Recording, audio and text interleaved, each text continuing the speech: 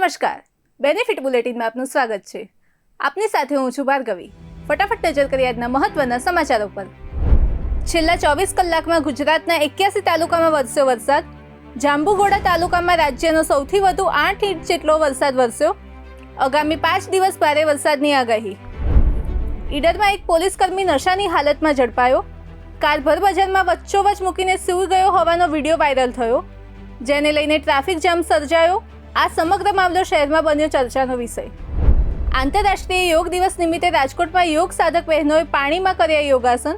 10 વર્ષની બાળાઓથી લઈને 55 વર્ષની ઉંમર સુધીની મહિલાઓએ કર્યા યોગના વિવિધ આસનો. વજ્રાસન, તાડાસન સહિતના યોગ પાણીમાં કરવામાં આવ્યા. વડોદરામાં ગાજરાવાડી સુએઝ પમ્પિંગ સ્ટેશન પાસે રાત્રે મગર નીકળતા થઈ દોડધામ. રોડ પાસેના ઝૂંપડામાં મગર આવી જતા સ્થાનિકોમાં ફેલાયો ભય.